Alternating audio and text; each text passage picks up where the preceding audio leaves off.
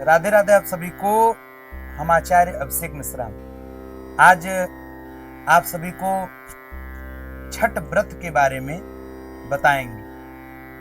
बोलिए सूर्य भगवान की जय, छठी मैया की जय। छठ पर्व में भगवान सूर्य की उगते और डूबते हुए स्वरूप की पूजा की जाती है। कार्तिक मास शुक्ल पक्ष में यह व्रत षष्ठी तिथि को यानी दीपावली पर्व के छठवें दिन की जाती है और इसमें सूर्य भगवान के आराधना को किया जाता है। और माता छठी जो है कार्तिकेय जी की पत्नी है और भगवान शंकर की बहू है। सूर्य भगवान की कहीं कहीं मान्यता है कि सूर्य भगवान की बहन भी है। इसलिए छठ व्रत हम लोग आज आप लोगों को महात्म सुनाएंगे। इसमें कई कथाएं हैं। कहा जाता है कि माता सीता ने बिहार के मुंगेर जिला में सबसे पहले इस व्रत को किया था और यह व्रत माता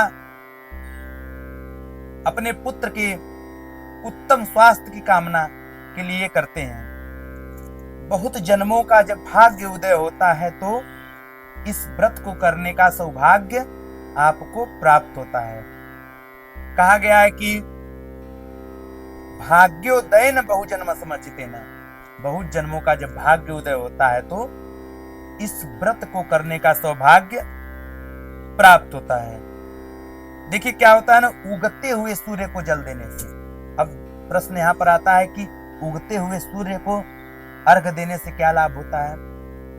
तो उगते हुए सूर्य को अर्घ देने से जीवन में सकारात्मक ऊर्जा बरकरार रहती है। आपके जीवन में सकारात्मक ऊर्जा हमेशा आती है और नकारात्मक जो ऊर्जा होती है वह दूर भागती है। और डूबते हुए सूर्य को अर्घ देने से जीवन में आने वाली सब समस्याएं दूर होती हैं। ऐसा कहा जाता है कि दीपावली के छठवें दिन माता षष्ठी का व्रत होता है। सूर्य के जो पुत्र श्रुतपुत्र कर्ण थे जो है, उन्होंने भी इस व्रत को किया था। आइए आप सभी को छठ माता की महिमा की कथा सुनाते हैं। प्रियवद नाम का एक राजा था, बहुत न्याय प्रिय और सत्यवादी था और ब्राह्मणों को दान देने में तत्पर रहता रहा। वह राजा जब पैदा हुआ तो उसके राज्य में उसके पिताजी के द्वारा बहुत सारा अन्न धन ब्राह्मणों को दिया गया। और जब प्रियवद राजा का विवाह हुआ तो अत्यधिक प्रसन्नता के साथ विवाह संपन्न हुआ। लेकिन समय बीतता गया और राजा प्रियवद को कोई पुत्र नहीं हुआ तो अत्यंत दुखी रहे। राजा जब अत्यंत दुखी रहने लगे तो कोई भी पीड़ा आप लोग को 15 दिन के ऊपर अगर सताती है, कोई भी दुख 15 दिन के ऊपर होता है तो अपने कुल गुरु पंडित जी महाराज को आप लोगों को दिखाना चाहिए। और यही राजा प्रियवद अपने साथ किए। प्रियवद अपने कुल गुरु महर्षि कश्यप के पास गए और अपने मन की व्यथा कहे और तब महर्षि ने सुझाव दिया कि हे प्रियवद, क्यों ना आप पुत्यष्टि यज्ञ करवाएं। अब पुत्यष्टि यज्ञ क्या होता है?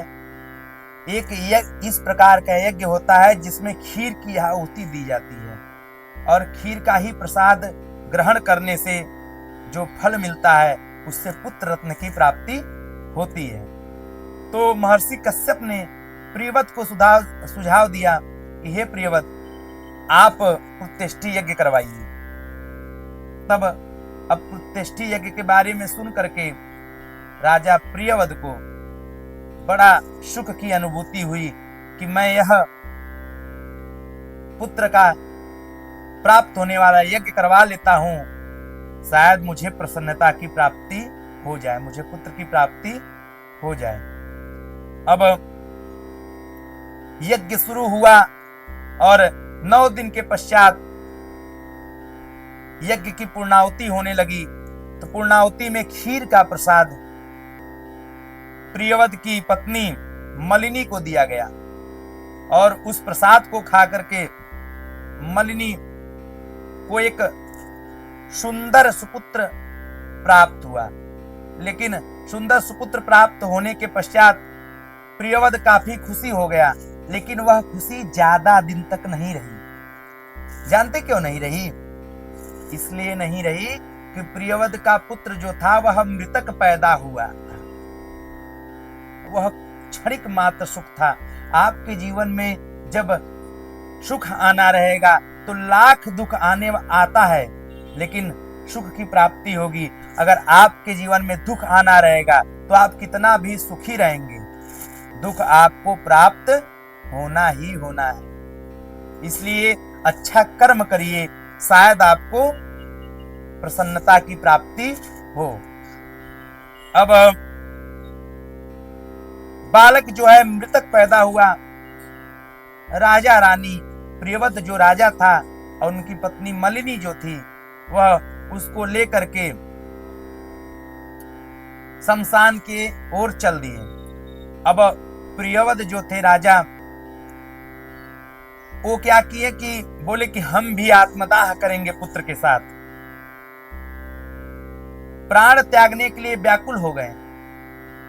तब तक ब्रह्मदेव की मानस पुत्री देवसेना प्रकट हुई और उन्होंने राजा प्रियवद को ऐसा न करने को कहा। बोला, हे राजन, आप यह कर्म मत करिए, क्योंकि आत्मदाह जो होता है, जिसको सुसाइड बोला जाता है अंग्रेजी में, उसको करने के पश्चात अगर आप सुसाइड करके मृत्यु को प्राप्त होते हैं, सुसाइड करके मतलब आत्मदाह करके मृत्यु को प्राप्त होते हैं, तो 60,000 योनि अलग भटकना पड़ेगा। 60,000 योनि तक आपको भटकना ही पड़ेगा। इसलिए कभी भी हृदय में अगर मरने की इच्छा जागी कि मैं मरना चाहता हूं, तो तुरंत भगवान नाम के संकीर्तन को आप लोग करिए, शायद आपका कल्याण हो जाए। अब ब्रह्मदेव की मानस पुत्री प्रकट हुई वहां पे और बोली, हे प्रियवद, तुम क्यों आत्मदाह करने जा रहे हो? तुम अपने जीवन में आगे बढ़ो, मैं ऐसा कामना करती हूं। उन्होंने कहा कि उनकी उत्पत्ति सृष्टि के मूल प्रवृत्ति के 6ठे अंश से हुई है और इसीलिए मेरा नाम षष्ठी है, और तुम षष्ठी तिथि का व्रत करो, शायद तुम्हारा कल्याण हो जाए। अब माता षष्ठी की आज्ञा अनुसार राजा शमशान से घर गए। फिर कार्तिक मास के शुक्ल पक्ष में षष्ठी तिथि के दिन उगते और अस्तलगामी सूर्य को अर्घ्य दे करके पुत्र की प्राप्ति करके और अपने जीवन में सुखी होकर के राज्य करने लगे। जब राजा प्रियवद को छठ माता का व्रत करने से सुपुत्र की प्राप्ति होती है, तब हम लोग को क्यों न हो। इसलिए आप लोग माता षष्ठी का ध्यान करते हुए व्रत को करें, शायद आपका कल्याण हो जाए। क्योंकि देखिए बोला गया ना, यदा मम परेशान च भयम दुखम च न प्रियम तदात्मनः को विशेषो यत्तम रक्षामि नेत्रम। बोला गया, संसार में भय दुख किसी को प्रिय नहीं है। सब दुख का अंत करके सुख के अंत तक जाना चाहते हैं। असली भगवान हम भी हो सकते हैं, आप भी हो सकते हैं, सब हो सकता है। जो अपने दुख को देखते हुए दूसरे को दुख को टाले, जो अपने दुख को देखते हुए दूसरे को दुख को टाले, वही भगवान है। इसलिए आप लोग अच्छे अच्छे कर्म करिए, शायद आपके कर्म से, क्योंकि माता पिता जो कर्म करते हैं वैसे ही पुत्र की उत्पत्ति होती है, पुत्र का विकास होता है। क्योंकि बाढ़े पूत पिता के धर्म में, पुत्र जब बढ़ता है ना, गुरु पिता के धर्म से बढ़ता है। इसलिए आप लोग अच्छा कर्म करिए, हम बढ़े और माता षष्ठी से, सूर्य भगवान से यही प्रार्थना है कि हमारे जीवन को सुखमय कर दें, अन्न जल की कमी हमारे जीवन में न हो और हमारे घर के बच्चे देने वाले बने, लेने वाले न बने, दाता बने, हाथ किसी के सामने न फैलाना पड़े। हे माता षष्ठी, हे छठ मैया, आपसे अनुरोध है कि हमारे जीवन में दुख कभी ना देना, अगर दुख देना भी तो उससे निकलने का मार्ग बता देना, सुख की प्राप्ति करा देना माता। और आप सब भी व्रत को करें। बोला जाता है, एक कथा यहाँ पर और आती है कि माता सीता ने मुंगेर जिला में इस व्रत को किया था। और क्यों किया था? रामचंद्र जी रावण का वध करके आए थे, उन्हें ब्रह्म हत्या का पाप लगा था, इसलिए माता षष्ठी का व्रत सीता माता ने किया था।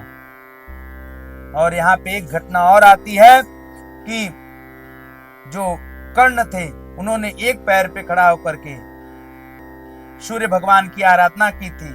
आप सब भी माता छठ का व्रत करें और अपने अपने जीवन को कृतार्थ बनाएं। बोलिए छठी मैया की जय। नमः पार्वती पते हर हर महादेव।